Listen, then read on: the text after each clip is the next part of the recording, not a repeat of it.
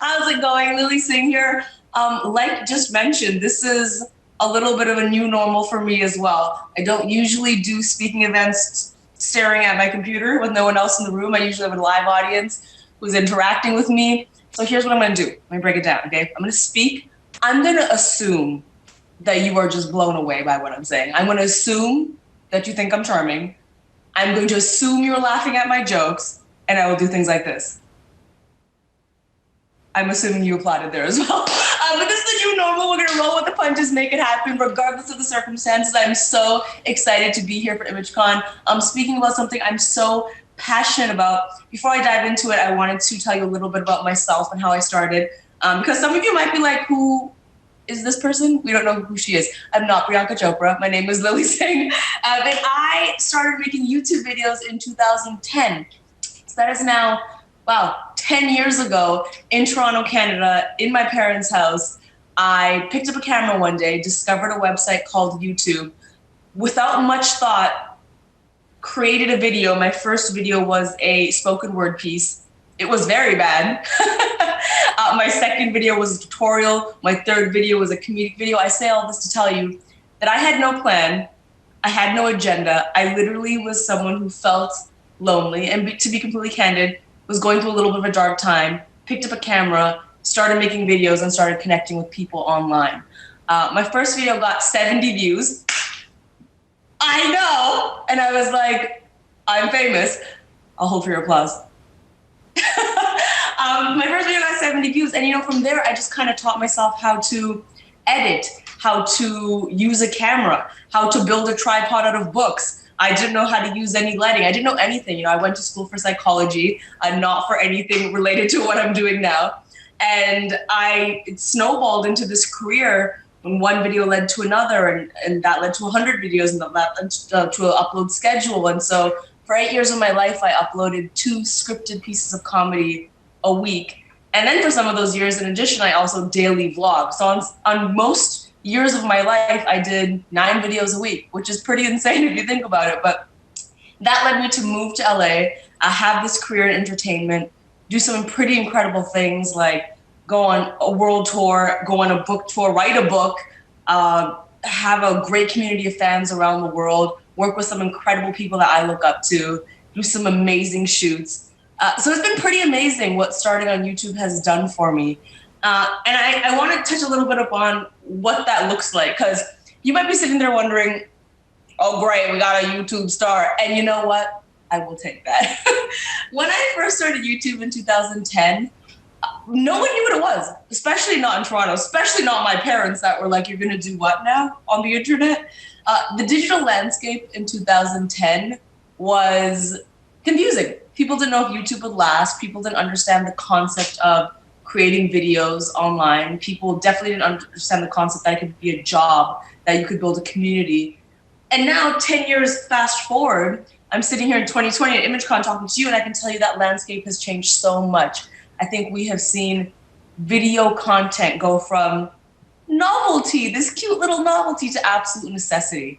I think if you are anyone who wants to have a presence, whether you're a brand, an individual, an artist, someone who likes to express themselves, I think video is one of the best ways to do it, because you can not only express yourself through the art, but through the editing, through how you shoot the video. It's just such an expressive art form that I love.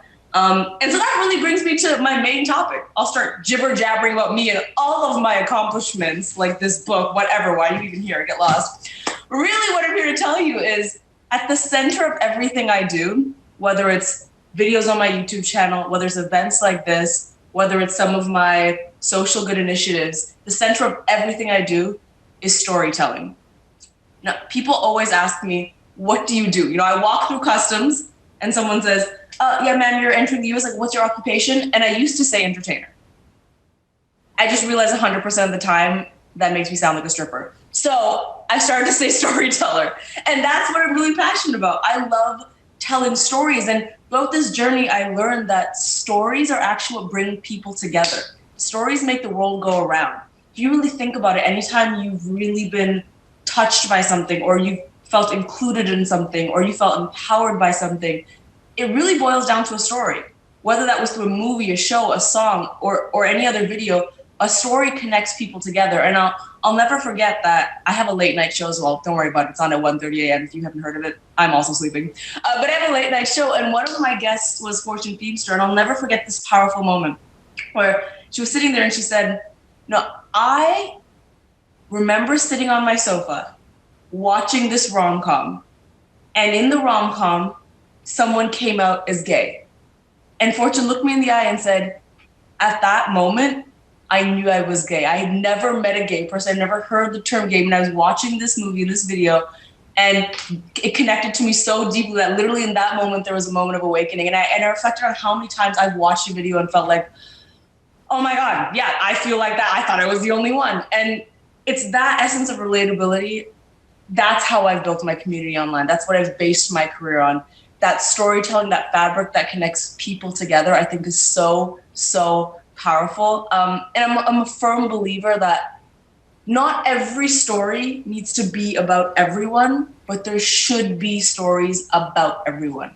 Everyone should have the privilege of going to their favorite streamer and seeing a story on there that relates to them, makes them feel included, makes them feel empowered, makes them feel seen, which is too long, don't read, my way of saying you watching this, whoever you are, you should be creating stories. You should absolutely be creating stories because the world needs stories. The world needs your perspective, whether you're an individual or a brand. Now, hold on, pump the brakes. Did I go too far? Can you see my pajamas? Pump the brakes. You might be sitting there wondering, how do we create video? The video landscape is so scary. Don't know what to do. Hello, I'm here to help you. Hello. All right, check this out. We live in a fantastic time right now because there are literally no gatekeepers when it comes to building community online. You know those olden days of having to audition for everything and there being casting directors blocking you from doing it? No, I literally picked up a camera and recorded a video and put it on YouTube. The lack of gatekeepers has opened up the internet to your story. So right off the bat, you're in. You made it. You're in. I think another thing people often get caught up on, I have a lot of friends that'll approach me and say, I really want to make a YouTube video, I want to make video content, or I want to tell my story. What should my brand be? What should my channel be? What should my colors be? What should my mission statement be? All those things are important, but not more important than just telling the story and getting creative. And I can tell you as someone who's been on my YouTube sets with 3 people and movie sets with 100 people, I very often see that sometimes it's very easy to get caught up in the slider shot and the light you want and the camera movement, and all that stuff is great and important in art, but the essence of that has to be a good story. Never let the story get muddled. And stories are really powerful. Stories are how I've built a community of over 15 million people on YouTube, and we've done some pretty great things together. Quick anecdote, I realize I'm talking so much, I'm just such a nerd with this, but I'll wrap it up in 2 minutes. I have a social good initiative called Grow Love, as mentioned in my intro. It is all about supporting women around the world, helping girls get an education. I didn't do that alone. Everything that Grow Love has done, every initiative we've done, we've sent over 1,000 girls to Kenya in school. It's been because my community has helped me do that. And how that is through the stories I tell with my blogs. When I go to Kenya and I take the pictures and I do the vlogs and I take the videos and I tell the story of, hey, look at the story of this girl, the story of her life. And people are able to connect with that so much more than just a simple call to action on Instagram, just a simple, hey, can you please donate to our cause? It makes people feel like they're a part of something. And so if I can encourage you, especially brands, I'm just gonna say, I know usually I'd be looking at you in an audience, you'd be wearing a suit, and I love nothing more than standing on a stage and looking at someone wearing a suit and being like, let me tell you what you're doing wrong and right. Right now you're probably in your pajamas watching this, and that's also fine. Same sentiment. I think for brands, it's very important to understand. In today's day and age, storytelling is crucial for your brand. People do not just connect solely with flashy products or flashy marketing. There has to be a connection, something you stand for, something the audience feels part of when they are using your product, when they're seeing your commercials, when they're watching your video content. That is so, so powerful. Building community should be part of everyone's strategy. And I truly want to say that authenticity plays such a crucial role. And I know for some brands, I'm just going to call it how it is, that can be very scary, because sometimes I work with brands and they have a list of talking points and they want me to stand like this and they want me to look like this and they want me to hold the product like this. Authenticity is really gonna surpass all of those other things when it comes to the importance to audience members. So we'll dive more deep into that, I'm sure. I want to end just by saying, something I've learned. I've done a lot of pretty incredible things in my life. I've had the privilege and honor of traveling and doing all these events. And I always ask myself one question. I always think, what is the legacy I want to leave behind? Is it how many subscribers I have? Is it how many views I got?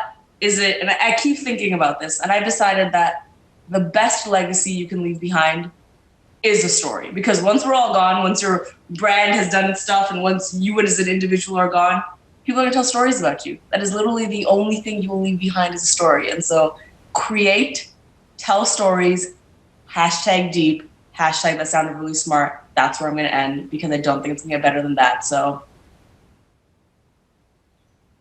stories. Hey, you're back. I know it's weird to be talking to our phantom audience. We're just going to have to trust that you're really out. Oh, it's all good. You just have to lead with confidence. Believe that they're laughing. Believe. You guys could be just pranking me. There could be no one there on the other end right now. We very well could be. So you touched on this, but I wanted to start kind of at the beginning, because when I was reading your book and prepping for this, I realized that you're coming up on, is it Baus? I know I'm not going to pronounce it. No, you nailed it. Baus. That's what it is. Yep. Conquering life, not just living life. But you talked about, first of all, you're about to hit your 10th anniversary, I think. October something was your first video ever. Oh my, okay, well, you're better than me because I didn't know that, but oh my God. I think it was October 29th, but. Oh, wow. I'm going to look into that and make an unnecessarily big deal out of it. You should. Like you said, it was really uncharted territory. And I do remember those days. It was, you didn't know if it was going to go like other platforms, right? There was so many new things, but you were building a dance company in Toronto, really trying to grow it. I think best, into the best dance company in the whole world. And it wasn't growing the way that you'd hoped to. And you realized that maybe with YouTube, you'd have the platform, the control to really chart your own destiny and grow the business that, you had imagined for yourself. So can you take us to those, you touched on it, but those early days? Yeah. So you have to give everyone a little bit of background. Before I started making YouTube videos, I was living in Toronto, and I was the captain of a co-ed Bhangra team. That is a type of Northern Indian dancing. So we would perform at weddings, we would get hired, we would do competitions. And I just have the personality trait where it can be a pro and a con, let me just preface this, where I get very focused, hyper-focused, and almost a little obsessed with things. Growing up wrestling, obsessed with Dwayne "The Rock" Johnson, not just a fan, obsessed. When it came to my dance company, I did not have this idea that, we would just perform at weddings, and it would be cute. I was like, we are going to take over the world. My dance company will run the world. That's what I truly believe. And so I would keep trying to get my dance company to do all this above and beyond stuff.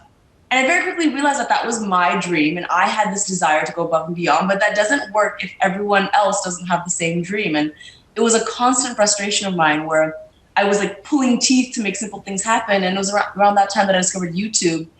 And that just required me. And I remember just it being a comparison of night and day, where I thought, maybe I need to do something that allows me to tell my story, and I'm not forcing other people to try to tell my story, forcing other people to try to live my dream. And it was the most liberating thing for myself, and probably for them, probably for the dancers that were like, you're crazy, get away from us. But starting YouTube, I remember in the early days, I knew nothing. Truly, I would stay up, pull all-nighters watching content, teaching myself comedic timing. See that joke they made, how they edited that? That's really cool. How do you edit like that? Watching tutorials on how to green screen something. And don't get me wrong, my green screen was not great. But just teaching myself all these techniques, how to make a set out of small things in your house. And I became obsessed with it. And it became my mission to succeed. And so, it went from me wanting to take over the world with my dance company to me wanting to take over the world with my YouTube channel. And now, from one obsession to another. Here we are. Obviously, the power of video means, it has new meaning today, right? It's the thread that connects us all. We're relying on it for work and school and entertainment, art, and, maybe most importantly for activism and social change. So can you talk about, being a digital creator now, what's different, and really what the essence that remains the same to you? Yeah, I think, a lot has changed over the last 10 years. I have a career right now. I mean, what? I have a career. That's the main thing that's changed. It's that brands understand what community means online. When I first started, I had brand partnerships. I remember my first one was for a couple dollars. I used to do things for a free t-shirt. I was like, what? You'll give me a free t-shirt? Yes, I'll do 6 videos for you. No one understood the landscape. Neither did I. I think in the beginning, no one thought that they were ever a brand. I wasn't a brand. I was a person in my room making YouTube videos. I think over the years now it's changed to you become a brand. You become someone that has this code online that does certain things, and now brands want to work with influencers. Now it's crucial. It's not an option anymore. But I think it's still beyond all of that. What I wish people would go back to a little bit is I actually wish we would revert back to the time before everyone thought they were a brand. I mean, I think deep down, yes, it's great to have a certain aesthetic. It's great to have certain values and a community that aligns with you. That's all great. I'm not taking any of that away. But I do think that sometimes everyone being a brand takes away from everyone being people. And I do think us being people is more important than anything. I think if I think of any brand I really, really like, I almost think of them like I'm part of their community. I'm part of the world. I'm part of what they're doing. I prefer not to think of them like a brand, to be honest. And the best example I can give is I've done some brand deals on my channel. And I've never felt like hello, this is the brand. I've always felt like I really believe what they're saying and check this cool stuff out that they're doing. And so I encourage people sometimes to take that step back and be like, I'm still a person that has a story and has views and all that. And let me put that forward before I put this brandness in front of. And I think we're seeing that in the time we're living in right now, that authenticity and being a real person is really valuable.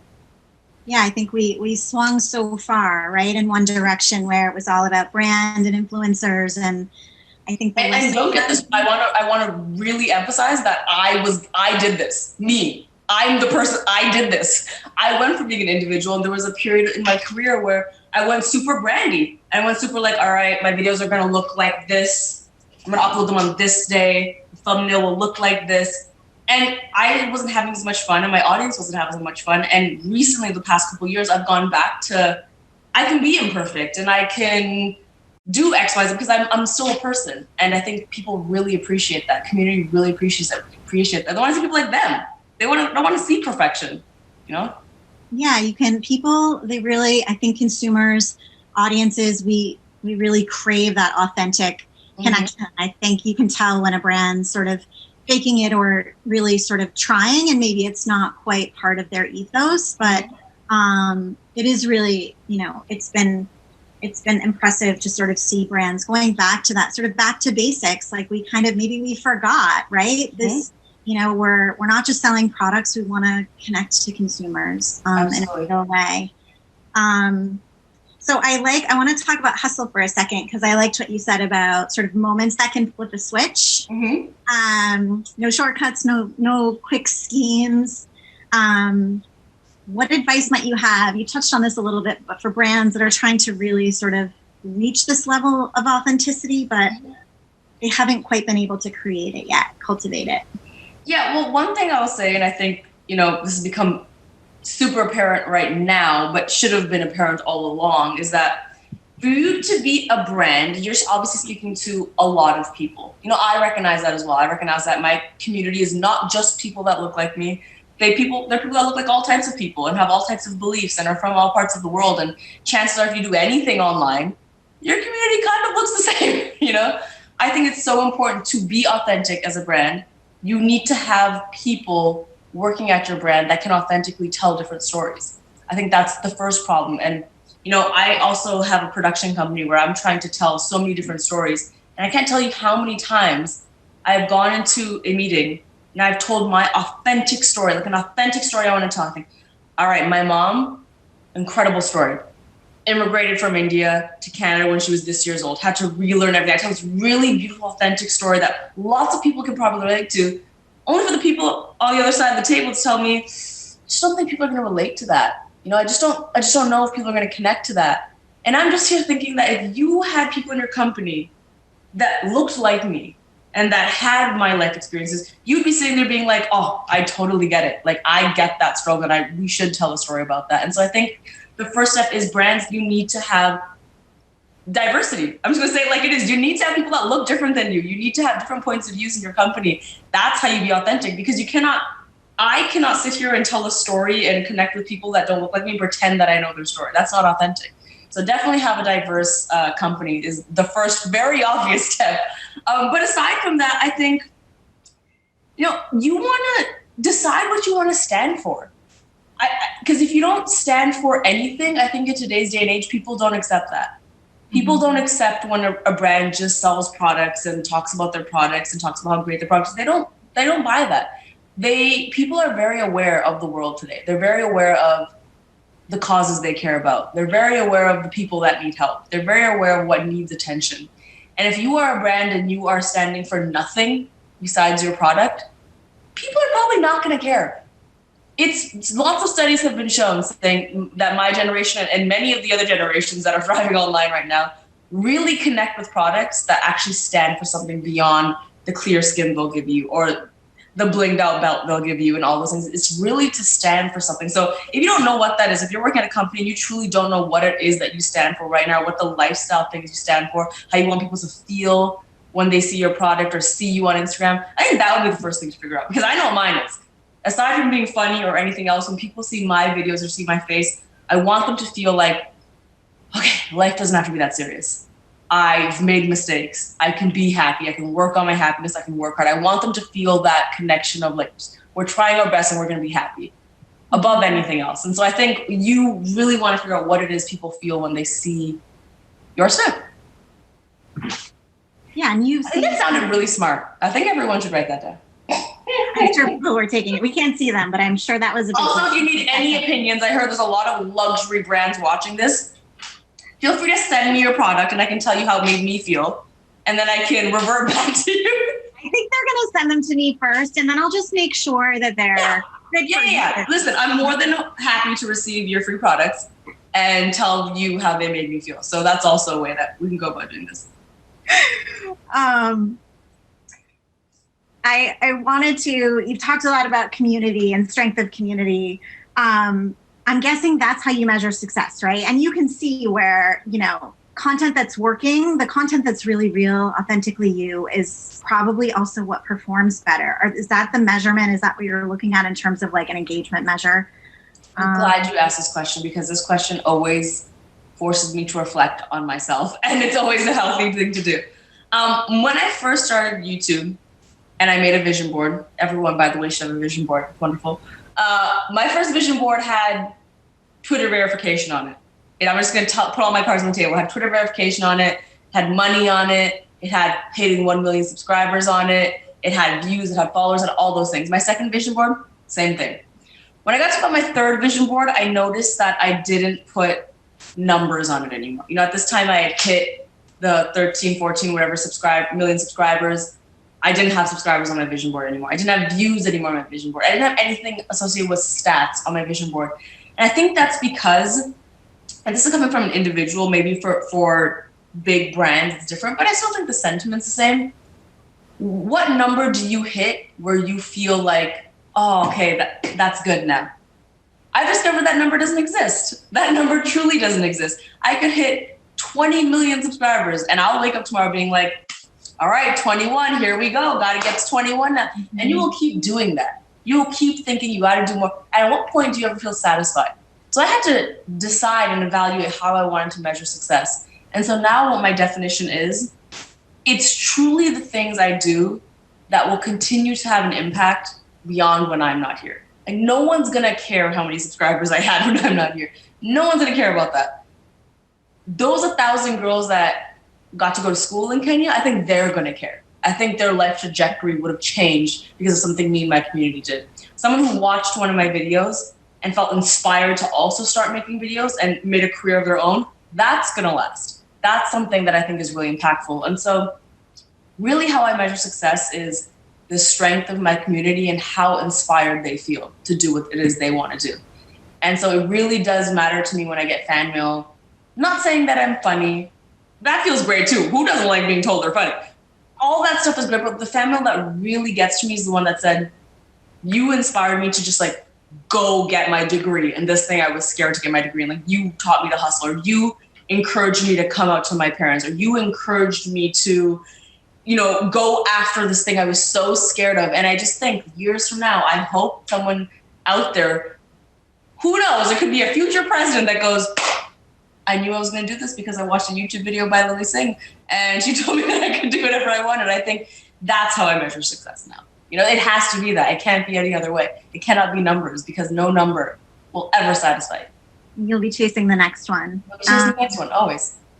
I was going to ask about vision boards, so let's do it. I'm a big fan of them too, setting intentions. I saw that you tweeted you wanted a talk show and you just got your second season, right? I know. Congratulations. So if you were, are you thinking about next year's and what might be on it? Or do you do a 5 year? Well, you know what's so funny is my vision board from this year, if you listen closely, you can hear it laughing at me.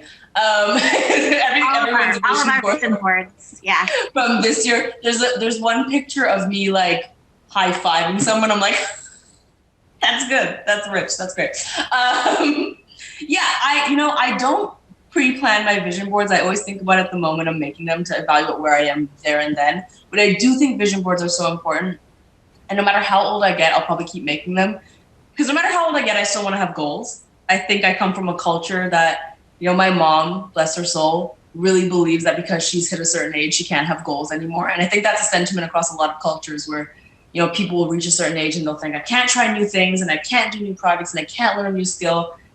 I would love to be a student for the rest of my life. And so I want to make vision boards for the rest of my life because I feel like you can't really define a goal unless you put a picture of it somewhere. Because you can say, oh, I want to travel. What does that even mean? Does that mean that you took a 2-hour drive for the year? And does that satisfy travel? Or do you mean you took 10 flights and that satisfies travel? You have to really clearly define what it is you want. So in terms of next year, I haven't thought of it yet. I'm just hoping that I can hug people, to be honest, at this point. But I'm sure it's going to have something along the lines of, you know, producing movies, producing more TV shows, my late night show, all those things. All of my goals are around telling stories, to be honest, like all of them. I just think it's the best thing in the world. Awesome. I want to talk more about Girl Love because yes. I love how this campaign came to be. I think you had sort of a vision for it that I think kind of fell apart, and you had to sort of overnight, you reached out to a bunch of friends. Can you, it was a very important pivot and it ended up, I think, really making the campaign that much stronger. But can you share sort of how that came to be? And yeah, I mean, something I've had to learn having a career online, and, you know, especially I didn't always have a big team. Even now my team's big, but probably small compared to a lot of people watching this. You have to learn how to pivot when things go wrong. And online, a lot of things can go wrong. When you're a public figure, a lot of things cannot go as planned. And this is a prime example. I had a collaboration set with someone who I was really excited to shoot with. And the idea I came up with, and they were a high profile person, which is why I'm slyly leaving them anonymous.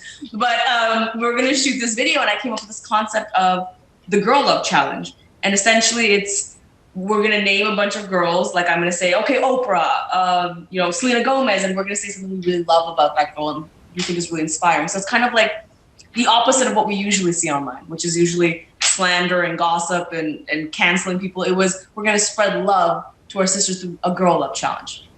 So excited, ready to go. They canceled it last minute, like the night before I was supposed to shoot this. And I was so heartbroken because I loved the concept and I loved who I was collaborating with. And after sulking for 10 hours and being mad and sad for 10 hours, I thought, you know what? If I really love the idea, why don't I just do it myself? I don't need anybody. I don't need to do it with this specific person. I can just initiate this myself. So I reached out to some of my fellow YouTube friends and some of my fellow sisters in the industry. And I said, can you just give a shout out to any girl and say why you're doing that shout out? And I started the Girl Love Challenge, and it received such a good reaction online. I remember Priyanka Chopra tweeted it, Tyra Banks tweeted it. These are people I had never met at that point. And people were using the hashtag Girl Love. And we created this story. What I thought was just a video challenge actually ended up creating this narrative of women being like, yeah, you know what? I don't do this enough. And I do just see negative things online about girls. And yeah, I want to spread girl love. I want to use the hashtag. And so it became this movement of women banding with each other to stand for something, which was really, really cool. Now, I'm just going to call myself out. Girl on girl hate is a really big thing in schools. When I was in high school, I remember I was super encouraged to not get along with other girls. But it's also a first world problem. You know, you don't travel across the world and hear girls complaining about girls being mean to them in school, usually. Usually saying we don't get to go to school, or we can't afford to go to school, or there's no school near us. And so when I traveled, I learned that, yes, girl on girl hate and bullying and all the articles pitting girls against each other is horrible. But also, wow, some girls really don't even have the opportunity to do anything in parts of the world. And so I thought, I'm going to make girl love bigger than this. I am going to make girl love a movement for helping my sisters around the world who don't have opportunities. Because how can I sit here and think that I'm successful when literally there's people that don't get to go to school? It just, for me, doesn't add up. And so I took my audience on this journey. You know, I partnered with charities. I went to Kenya. I went to South Africa. I've gone to parts of India. And I've showed my audience the reality of some of these girls' lives. And I've showed them the potential. More than anything, I showed them the potential. Look at this girl. Look how smart this girl is. Look at this girl smile. Look how this girl can dance. Look at this girl play soccer. And this girl doesn't get to go to school. And guess what? Great news. We can help her go to school. And I showed them the process of actually making these Rafiki bracelets, which I always have on my desk. And you see them, how they're getting made and how I picked the colors and how I was involved in every step of the process. For my birthday, I did a campaign selling these Rafikis, and that is how we ended up sending over 1,000 girls to school. Through my community, seeing this story and being so moved to buy a Rafiki for $15, which is how we did it. Yeah, amazing. I saw you were involved with Room to Read a little bit, maybe a couple of years ago, an organization that I was involved with too. And yeah, it's just access to education, right? That's the first step. Because I think everybody wants to help. I truly believe that everybody wants to help. Not everybody knows how to help. And not everyone is aware of some of the specific challenges that people go through around the world. I think the average person knows that, yes, there's people that, you know, don't have basic necessities or people that don't go to school, but they don't know why. I think they don't understand the specific challenges of, oh, it's literally because in this culture, women have a role to do something else. It's literally because the way the economics are in this country doesn't allow. And when you start getting into those specifics and teaching people and them to actually understand how they can specifically help, I think that's really a game changer. Because I do think social good work is so vague sometimes and doesn't actually get to the root of how you're helping. So sometimes you're just like, okay, I'll give you this. I guess this is helping. But to show someone exactly what the issue is and exactly how you're helping is really powerful. Yeah, I agree. What brands are inspiring you right now? Like, who's getting it right? You don't have to call out who's not getting it right, but maybe people, companies, brands like that really sort of that you think are building the kinds of connections that that you like to see or that you're connecting with. Yeah. I love this question, and I want everyone to know I'm going to answer it completely, 100% honestly and authentically. And I super apologize, but also kind of don't apologize if one of them is your competitor, because I think this will be a great teachable moment for all of us. But I always get nervous when I get asked this question because I'm like, what are their competitors going to be watching this and being like, hate Lilly, unsubscribe to you? But I'm going to tell you how it is. Sorry.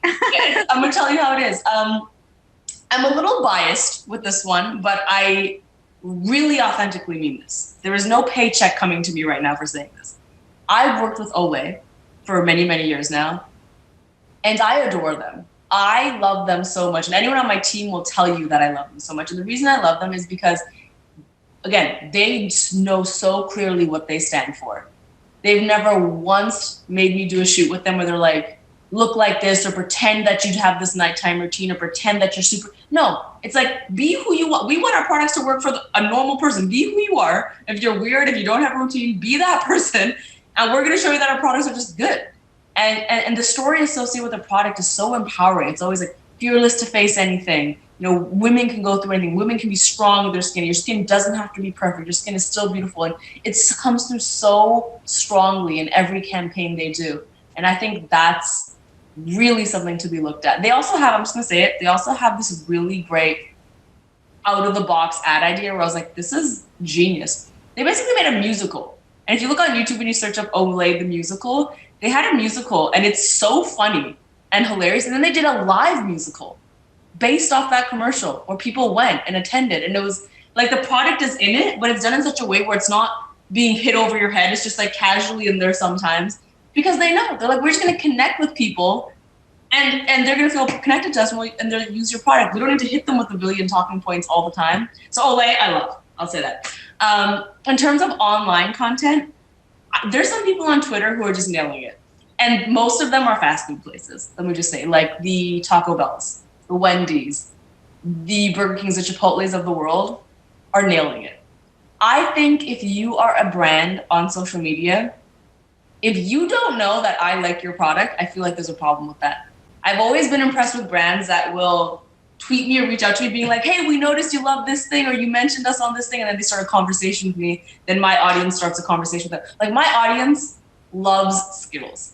Not just because I love Skittles, but because Skittles constantly is engaging with me, constantly tweeting me, constantly doing things to engage my community. They did a deal with me once where they allowed my fans to come in and pawn their bad Christmas gifts for Skittles. Like creative ideas like that, I think that engage people's communities are great. So if you're sitting there as a brand and you don't know which influencers or which people in the industry really like your product, I think that's a huge error and something that I remember I did a video about candy bars recently and every single one of them tweeted me and they started fighting with each other online.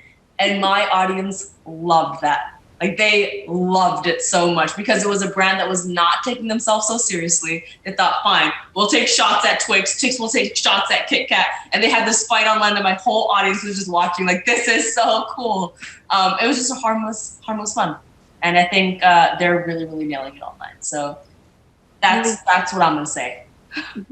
And that you've talked a lot about taking risks and doing things that sort of cause a little discomfort. So that might be, it feels like, brands that maybe, take a chance, not be so. Absolutely. I think stepping outside of your comfort zone is currency to learning something. I think that you absolutely should do that. I think there's nothing that annoys myself and my peers more than a brand that is very evidently being so safe all the time, where you can almost expect what they're going to do. Oh, this is happening in the world, they're going to release this statement. It's going to be worded as such. This is what they're going to do to follow that. I think just like take a few steps back and be like, okay, as real people, what should we do here? Let's take back all the language and all that. Like, what should we, let's take some risks. Let's do something cool. And I definitely think that brands shouldn't be scared to take risks. It's online. People are going to like you and slander you anyways. Okay, I've learned this. People are going to slander you anyways. You might as well take those risks and stand for something. You're not going to make everybody happy. So. Absolutely. I have a video called 10 Reasons You Should Smile. Has thousands of dislikes. Thousands, okay? If that teaches you anything, let it be that in this world, you should choose what you want to stand for and take the risk because it doesn't matter. What do people have against smiling? That's a really interesting thing. Maybe it hurts their face. I couldn't tell you. Yeah. When you think about creating new content, and do you think about sort of what form it'll take? Like, oh, this should be heavily sort of produced, or I want this to be really impromptu, or do you think about it in that context, or you sort of have an idea and that sort of goes with the idea really when you're thinking about a video? I think it really depends. I think earlier in my career, because YouTube was my bread and butter and the platform I understood the most and was most prominent in 2010, I really used every other platform as a funnel back to YouTube. So if I release a YouTube video on my Twitter, on my Instagram, on my Facebook, I'd be like, go check out my YouTube video. But then essentially what happened is they all went to war with each other and they all hate each other now. So if you post a YouTube link on Facebook, no one's going to see it. If you tweet out an Instagram link, no one's going to see it. They're all like, So what I do now is I use the platforms how they're intended to be used. I put my funny thoughts and my 2 cents on Twitter like it should be used. On Instagram, I make my shorter videos that don't have to be as produced, that can be on the whim. On YouTube, my personal preference, just because I have a desire for it, is still to do produced sketch comedy. Every once in a while, I'll still do an unproduced rant that's kind of like off the cuff and a little bit less produced. But I think it's important to make content that makes sense for wherever you're putting it. I think TikTok is definitely a huge thing now that I've also been learning. And I know you're, as a brand or an individual, you might be literally shivering because you're like, TikTok, that was me. That was me. And then I learned it. But that's a place that's forgiving. The top TikToks have spelling mistakes in them. They're not edited to perfection. They're not color corrected. They're not any of those. And I think really understanding which stories make sense where is important. So that's my show. Obviously, my late night show is very produced. My Instagram videos are less, and the audience there likes that and thinks that's okay. And so I guess connected to that, are there new technologies or trends? You talked about TikTok that are exciting. Do you think about AR, VR? Do you think about what's next sort of in the digital? I'm blown away by some of the filters and effects that you can use on TikTok and Snapchat and Instagram, all of them. I'm blown away by how they can change your face and do all types of things. So I'm excited to see where that technology goes, and also low-key horrified. It's interesting. 360 and virtual reality, I think, has really been trying to become a thing. Since I remember back in the day, even on YouTube, they were really trying to push this 360 video. And I think it's so cool. Part of my tour documentary is actually done in VR as well, where you can put on the glasses and it looks like you're on stage with me. And it's really, really cool. But I think there's just an accessibility issue there, where until that product can become readily available for everyone, I don't think that's going to hit off as much, because I think the trend is going more towards, as TikTok has shown us, more towards just this kind of like anyone can do it. Anyone has access to it. And there's not a huge learning curve, and it's user-friendly. And so I'm excited to see where the lack of learning curve but increasing technology is going to take us. Like, the things you can do with one button on TikTok really do fascinate me. And so I'm, like I said, excited and really terrified to see where that's going to go. But I think another thing, on that note, I'm really intrigued by any technology that allows me to connect with my audience more. And I think especially during this time right now, it's been a bit of a puzzle for me to figure out, okay, I don't want to do an IG live stream because it's really chaotic and you can't really connect. The chat goes so quickly. YouTube chat, the same thing I do with live stream. The chat, there's like thousands of messages. I've not found a way online thus far to truly connect with my audience the way I could do as if 100 of us were in a room. I did just something I knew I did, which I completely stole from my friend Humble the Poet, was I started doing Zoom hangouts with 100 of my fans. So I pick 100 people, we get into a Zoom chat, and we have a deep, intimate conversation about whatever it is that we're talking about that day. That has been fantastic. So I think more technology that allows me to really connect with my fans in a meaningful way is going to be important to not only me and brands, but I think to the audience. I think that's all the audience wants, is they just want to connect and they want to feel a part of something. So more tools like that. Yeah, I've participated in a few of those. I like that there's an intimacy, and I think, I think with a lot of these platforms and with video in particular, you're allowed, you sort of, I don't know, there is that intimacy inherently, but to have this sort of smaller Zoom group chats and things that, would not have existed, right? Pre-pandemic. Absolutely, yep. How have you been adapting your business model to this time? I mean, this is unprecedented, obviously. Yeah, I cry a lot. I'm kidding. I'm not kidding. I've adapted my business. It's been tough. I mean, let me preface this by saying I feel a little silly answering this question, because I know a lot of people out there are truly struggling when it comes to their career and their job circumstance. And I do feel very blessed with the fact that most of what I can do from home. Having said that, my show's production, I don't know when that's happening. A lot of my productions got canceled. A lot of my events got canceled. Everything in my life essentially just shut down when lockdown happened. My schedule went from super packed to like everything just fell off of it. And I think the entertainment industry, we're an industry that's very used to, yes, I'll fly to New York for that meeting. Oh, you want me to do this shoot for 2 hours? Of course I went to India for 1 day.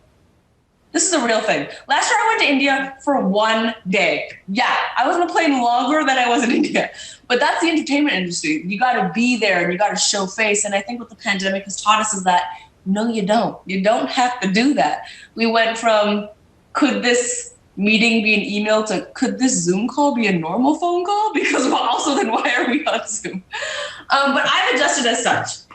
I have placed a lot more time and importance into creating, something that I didn't always have the time to do with my really busy schedule. I have learned that I can say no to some things because, look, the pandemic canceled a lot of things, and my business and me are just fine. So all those a million little small events I had to go to, I can probably say no to some of those for my mental health. I also think in terms of content, just remembering why I started, which was to make people feel good. And going back to that very simple human truth of right now, the world is a scary place. To be honest, it's always kind of a scary place. And people want to feel good. You know, people want to be a part of something and they want to forget their day sometimes. And I want my videos to serve that purpose. So just going back to that is how I've really pivoted and adjusted. And like I said, I'm doing these Zoom hangouts, which are really cool. I'm doing my second one tomorrow, and they've been great. And yeah, just finding funky new ways to make stuff. I'm trying to sell a show that's done completely in my house. You know? Love it. Yeah, just getting creative. The stories are still there. It's just the means have gotten a little trickier, you know? Yeah, I think like you said, we're sort of, it's forced us. We were sort of, I guess, shifting back to that back to basics connection, being real. And this, for everybody, this really sort of shined a spotlight on the importance of that. I think everybody needs those real connections now more than ever. If you weren't needing it before. I think it's also taught us that all the things we used to be so critical about, sound, disruption, all those, you realize now they don't matter, actually. You see people make shows and their dogs barking and it glitches, and it's all forgivable because it's just the connection that matters. I hope that's what Hollywood has learned. I hope the next time I'm on set, someone doesn't take 5 hours to do a shot. I hope that, because I think we've learned that what people really care about is the message and how you're making them feel, not the perfection of all this other stuff we claim is very important. Yeah. All right, we're going to audience questions. All right, so let's see. First up is, how do you define a good story from a great story? Ooh. Well, the first way I'll answer this question by saying it's completely subjective. I might think there's a story that's good and you might think that it's great. And I think it all boils down to how I'm connecting to that story versus how you're connecting to that story. That's my politically correct answer. My actual deep answer now is, I think what separates a story from a good story and a great story, in my experience, is how honest and authentic that story is. Going back to the example I just gave, if this is a story and I think it's good and you think it's great, you probably think it's great because you really connected to something in that story that spoke to you. Whereas I was like, I don't know, it didn't really hit home. So if you can make this as authentic as possible, chances are you will continue to think this is really great. Anytime I make a video that's really honest and vulnerable and is like, hey, I'm not gonna lie, like I'm struggling with this thing, and like, let's talk about it, or like, this is what I've gone through and was really challenging, and I get really honest. And I'm not even talking about like making it sad and making it dramatic, no, just honest about your experience. I think that makes a great story. And get specific with the details. I think a lot of times, especially if you're any part of any minority group, sometimes you feel the pressure to water things down a little bit. Okay, I can't talk about like religion because like people are not going to understand that, or people are not going to understand what I talk about. No, get into the specifics. Some of the best stories are because they're so unique to that person's perspective. And the great things about stories are they'll do one of two things. They'll either really connect to you or they'll show you a new perspective. And I think either way, it's a win. So I think really honest, really specific, and true to what the actual story was is the best story you can tell. Yeah. I mean, and to your earlier point about sort of, even if it's great for a smaller set of your audience, wouldn't you rather put out that really, Absolutely. And to some, maybe they're not connecting, but to put out a really great piece for, a section, a group within your audience is really powerful. Like I said, there's no losers when it comes to storytelling. You'll either watch something and be like, oh, I thought I was the only one, or you'll watch something and say, I've never experienced that. I didn't even know that was a thing. And I learned a new perspective that I did not know existed before. Both of those things are great. Definitely. All right. Next up, you say you become obsessed with everything you work on and it's apparent in your production quality. When do you know if a video is good enough or ready to post? Interesting question. I'm going to just give you the real answer and not BS you. Are there videos on my channel that I thought could be better? Absolutely. 100%. I think with something like social media, there is something to be said about consistency a little bit, because there's just so much happening on social media. If I was working on a film, I would probably perfect that like it was my baby, because I have the time and the resources. Sometimes when it comes to and I learned this on my late night show. My late night show, I had to put out a show every day. We shot 96 episodes in 3 months. I shot 2 to 3 episodes a day.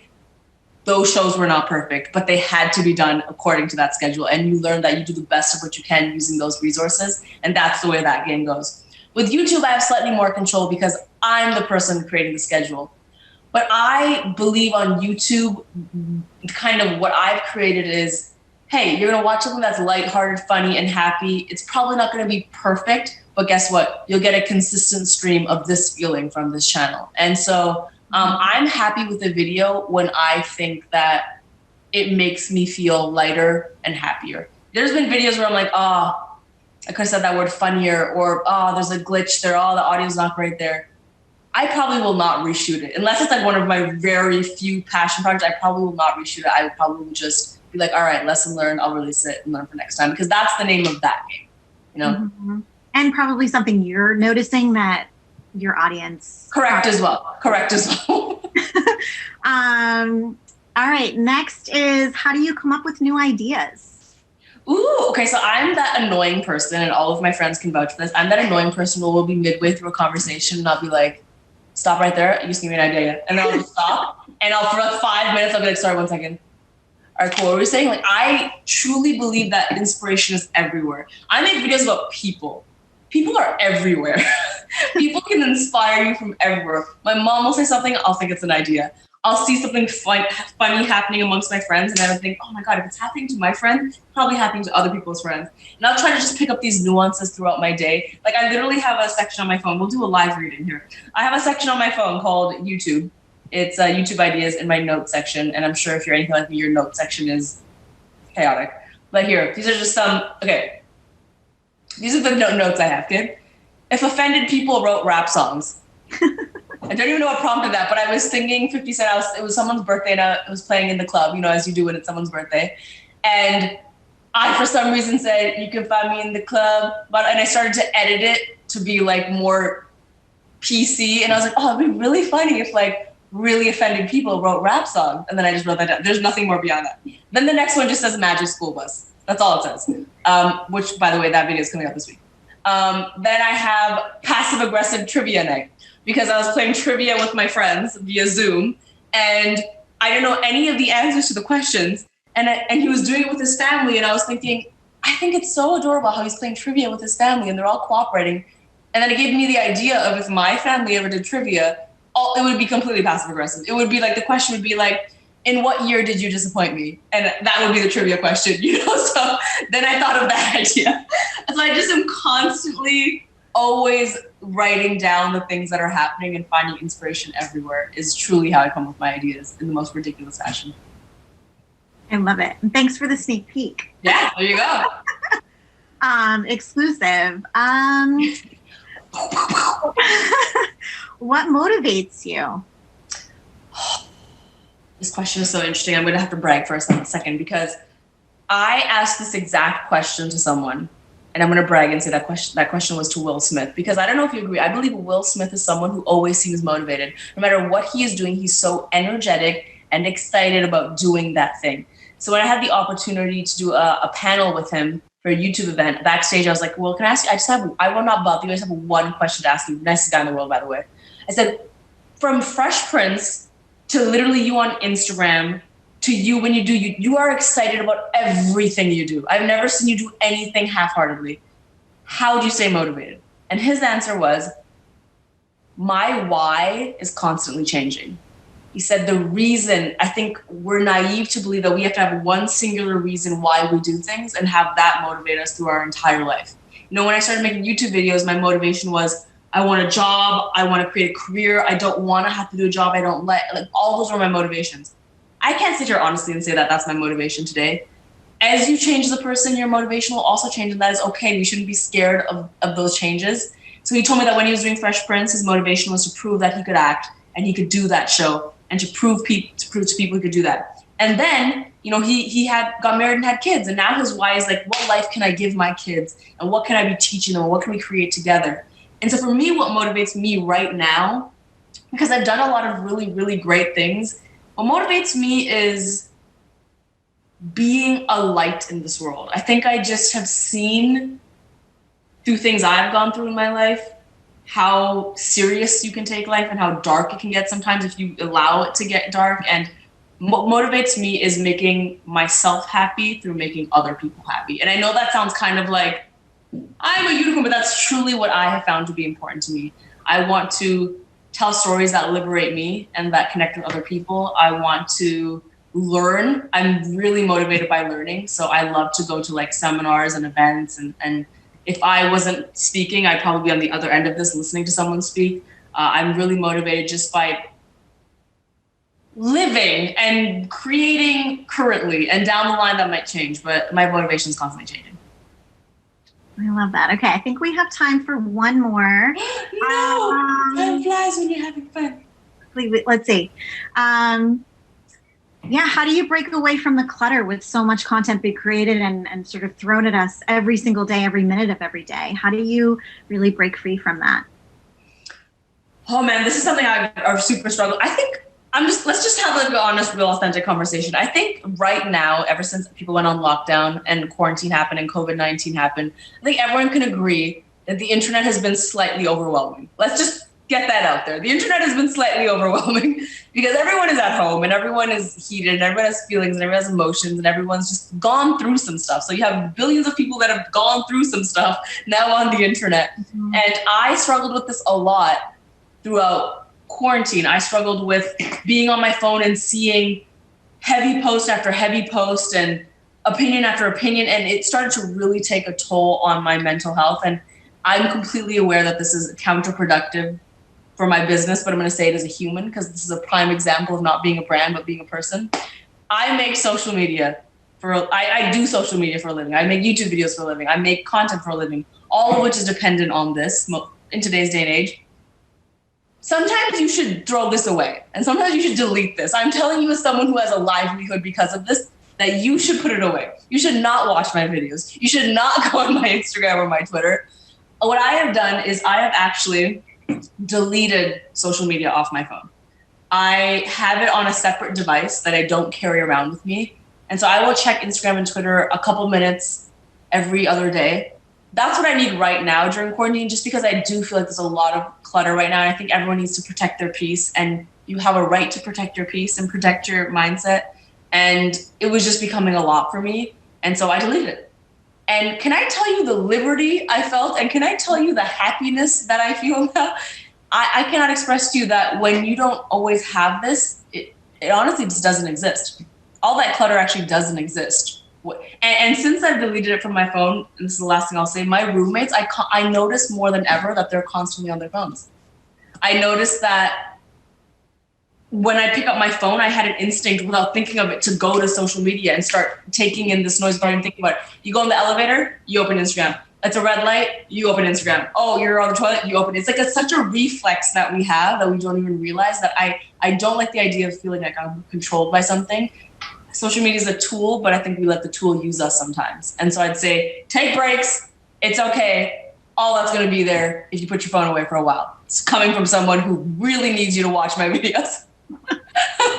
It's good to take a break. It doesn't mean you're not going to go back to it in several hours or tomorrow, but to take a break and to recharge and to, we all need that. So we're not Absolutely. Being so controlled by it.